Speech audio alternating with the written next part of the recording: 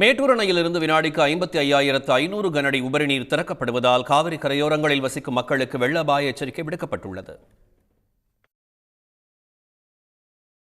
கர்நாடகா மற்றும் காவிரி நீர்பிடிப்பு பகுதிகளில் பெய்து வரும் கனமழையால் ஒகேனக்கல் காவிரி ஆற்றில் நீர்வரத்து அதிகரித்துள்ளது. சுற்றுலா பயணிகளின் பாதுகாப்பு கருதி ஒகேனக்கல் அருவிகளில் குளிக்க 4வது நாளாக தடை நீடிக்கிறது. பரிசல் சவாரி மேற்கொள்ள தொடர்ந்து 3வது நாளாக தடை விதிக்கப்பட்டுள்ளது.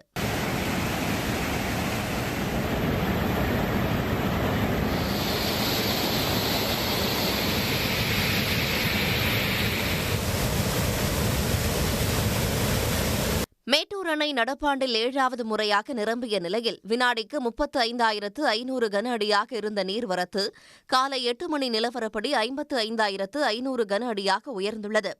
காவிரி டெல்டா பாசனத்திற்காக வினாடிக்கு 22,300 கன அடி, 16 கண் மதகு வழியாக 32,700 கன அடி, கிழக்கு மேற்கு கால்வாய் வழியாக 500 கன அடி என உபரி நீர் முழுவதும் வெளியேற்றப்படுகிறது.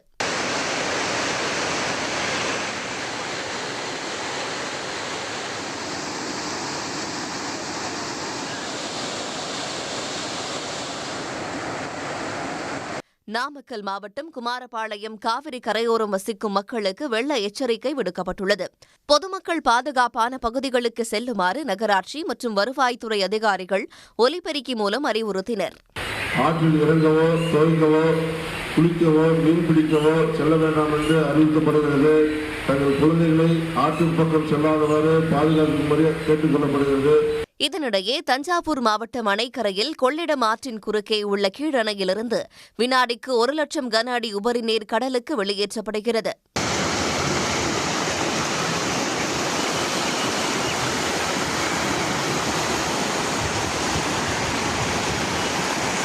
பருவமழை தீவிரமடைந்துள்ள நிலையில் காவிரியில் நீர்வரத்து மேலும் அதிகரிக்கும் என எதிர்பார்க்கப்படுகிறது.